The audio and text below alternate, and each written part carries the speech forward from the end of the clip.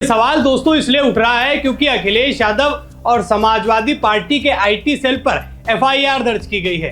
FIR दर्ज इसलिए की गई है क्योंकि समाजवादी पार्टी के ही ट्विटर हैंडल से उत्तर प्रदेश के डिप्टी सीएम ब्रजेश पाठक को लेकर कुछ अभद्र भाषा का इस्तेमाल करते हुए एक ट्वीट किया गया, जिसमें उन्हें जीबी रोड का डीएनए बता दिया गया और उसके बाद से उत्तर प्रदेश की राजनीति का माहौल गर्म हो गया।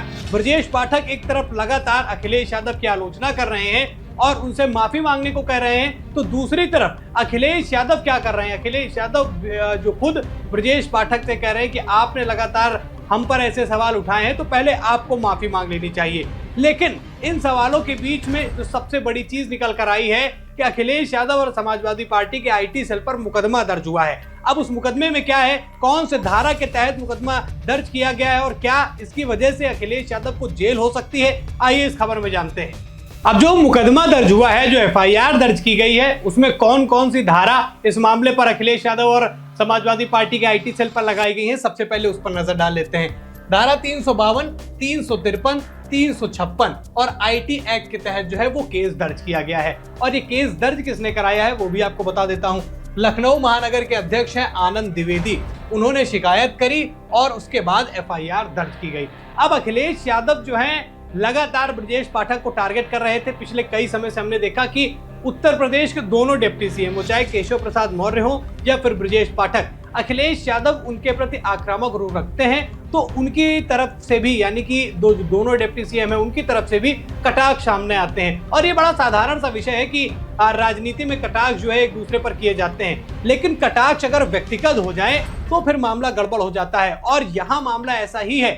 ब्रजेश पाठक को लेकर समाजवादी पार्टी के ट्विटर हैंडल से जो ट्वीट किया गया वो बेहद शर्मनाक था, क्योंकि जिस तरीके से न सिर्फ आप एक पद की गरिमा को जो है उसकी इज्जत नहीं कर रहे हैं, उसकी गरिमा को नहीं मान रहे हैं, साथ ही साथ जिस डीएनए की बात हो रही है उसमें पूरा पूर्वज आ जाते हैं, माता पिता आ जाते हैं। तो क्या जो ये ट्वीट किया गया था ब्रजेश पाठक को लेकर, इसकी शब्दावली वैसी थी जैसी होनी चाहिए थी? एक राजनीतिक मर्यादा जो होती है उसको क्या उस ट्वीट ने लांघा? सबसे पहले आपको मैं समाजवादी पार्टी का वो ट्वीट भी दिखा देता हूं जिस ट्वीट की वजह से अखिलेश यादव मुसीबत में फंस गए हैं और तमाम धाराओं के तहत 52, 53, 56 के तहत 300 सब और आईटी एक्ट के तहत जो है वो केस दर्ज हुआ है। ये जो ट्वीट है इसी की वजह से सारा बखेड़ा शुरू हुआ। अब ये जो बखेड़ा है ये शुरू हुआ कैसे, ये भी मैं आपको बता देता हूं कि ये पोस्ट किया समाजवादी पार्टी के मेन ऑफिशियल अकाउंट से एक्स पर पोस्ट किया गया। ब्रजेश पाठक ने इसका रिप्लाई किया और कुछ देर बाद ये जो है ट्वीट वो डिलीट हो गया, लेकिन ट्वीट के स्क्रीनशॉट जो है वो अभी भी मौजूद हैं। तो वही आपको मैं बताता हूं कि क्या था इसमें। सबसे पहले समझिए, इस पे लिखा है कि बात बात पर सपा के डीएनए पर बयानबाजी करने वाले ब्रजेश पाठक जी अपना डीएनए अवश्य चेक करवाएं और उसकी रिपोर्ट सोशल मीडिया पर जरूर डालें, जिससे उनका असली डीएनए तो पता चले।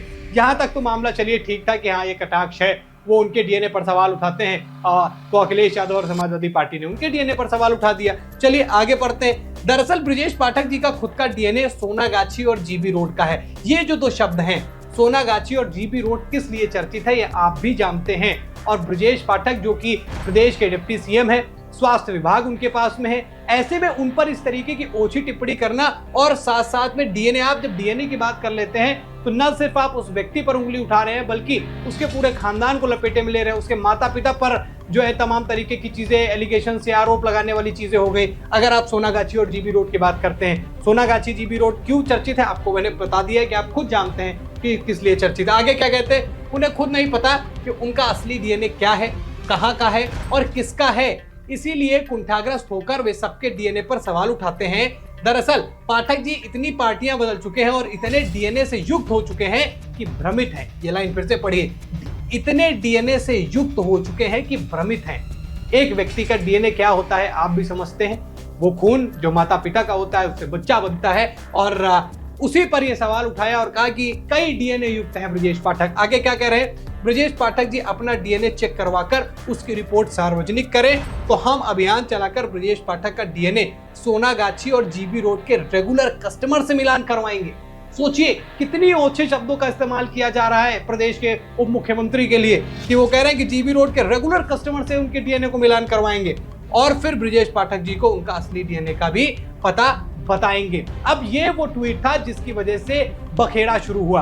अब इस मामले में योगी आदित्यनाथ की भी एंट्री होती है। आप अपनी स्क्रीन पर योगी आदित्यनाथ का ये ट्वीट देख सकते हैं जिसमें साफ तौर पर समाजवादी पार्टी के लिए जो उन्होंने ब्रजेश पाठक के लिए शब्दों का इस्तेमाल किया, उसके लिए योगी आदित्यनाथ ने भी समाजवादी पार्टी को तरह तरह की खरी खोटी सुनाई है। देखिए, ऐसे शब्दों का इस्तेमाल बेहद शर्मनाक है। प्रदेश की राजनीति, देश की राजनीति में इसका बड़ा प्रभाव पड़ता है और कहीं ना कहीं मानसिकता का भी बड़ा प्रभाव पड़ता है। अब जब से ये ट्वीट किया गया है तब से ब्रजेश पाठक और अखिलेश यादव के बीच में तनातनी देखी जा रही थी और अब ये माना भी जा रहा था कि अखिलेश यादव पर इस चीज को लेकर कार्रवाई की जा सकती है। समाजवादी पार्टी के राष्ट्रीय अध्यक्ष हैं, उनकी जिम्मेदारी है कि उनका अगर सोशल मीडिया अकाउंट जो है, इनकी पार्टी का मेन अकाउंट है, उससे इस तरीके के गंदे शब्दों का इस्तेमाल करते हुए अगर ट्वीट किया जाएगा तो जिम्मेदार तो वो स्वयं होंगे। और जब इस पर उनसे माफी मांगने को कहा गया तो कह रहे हैं कि हमारी टीम के लोग जो हैं वो उनके सवालों से ज्यादा प्रेशराइज हो गए, उनको बुरा लग गया। जो ब्रजेश पाठक कह रहे हैं, तो उनका बुरा लगना क्या,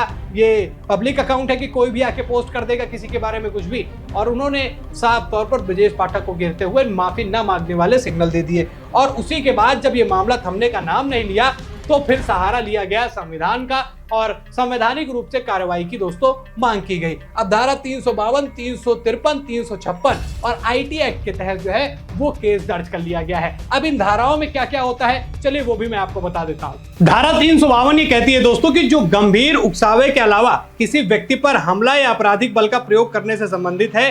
इस धारा के तहत यदि कोई व्यक्ति किसी अन्य व्यक्ति पर हमला करता है या बल का प्रयोग करता है तो उसे सजा मिल सकती है, यह कहती है धारा 352। अब धारा 353 क्या कहती है वो भी मैं आपको बता देता हूं। देखिए, 52 में हमले का मतलब किसी अन्य व्यक्ति के खिलाफ जानबूझकर बल का प्रयोग करना नहीं है। इसमें मतलब भले ही चोट लगे या ना लगे, लेकिन वो जो है वो आहत हो रहा हो तो उसमें 352 का इस्तेमाल किया जाता है आईपीसी एक्ट के तहत। अब 53 में क्या होता है वो भी मैं आपको समझा देता हूँ। 53 में दोस्तों होता है कि कोई भी व्यक्ति जो किसी लोक सेवक को उसके कर्तव्य के निर्वहन से रोकने के लिए उस पर हमला करता है या आपराधिक बल का प्रयोग करता है, उसे 2 साल तक की कैद या जुर्माना या दोनों से दंडित जो है वो किया जा सकता है। तो ये 2 प्रमुख धाराओं में जो है मुकदमा दर्ज किया गया है और इसमें दोनों में सजा का प्रावधान है। तो ऐसे में क्या अखिलेश यादव की पार्टी की तरफ से जो ये ट्वीट किया गया था, इसकी वजह से क्या अखिलेश यादव मुसीबत में आ सकते हैं या फिर आईटी सेल का व्यक्ति जिसने पोस्ट करी थी उसके लिए बड़ी मुसीबत होगी? लेकिन नाम तो समाजवादी पार्टी का ही आएगा। अब ये मुकदमा दर्ज कर लिया गया है, देखते हैं इस पर आगे क्या रिस्पॉन्सेज आते हैं। लेकिन समाजवादी पार्टी के इस ट्वीट के बाद से बड़ी थू-थू हो रही है कि राजनीति में आपसी जो है मतभेद चलता है, लेकिन इस तरीके के शब्दों का इस्तेमाल जो है वो जनता भी सहन नहीं करती। इसलिए लगातार अखिलेश यादव के ऊपर जो है पब्लिक चढ़ाई करते हुए नजर आ रही है। क्या कहना चाहेंगे इस ट्वीट पर और ये जो कार्रवाई के लिए ये जो मुकदमा दर्ज किया गया है इस पर क्या कहेंगे कि क्या वाकई अखिलेश यादव को ब्रजेश पाठक से माफी मांग लेनी चाहिए या फिर विधिक तौर पर ब्रजेश पाठक जो है वो अखिलेश यादव पर हावी साबित होंगे? क्या लगता है, कमेंट करके अपनी राय जरूर बताइएगा। खबर में इतना ही, वीडियो को लाइक और शेयर कीजिए। चैनल पर नए हैं दोस्तों तो चैनल को जरूर सब्सक्राइब कीजिएगा। फिर मिलते हैं नई खबर में, तब तक के लिए धन्यवाद।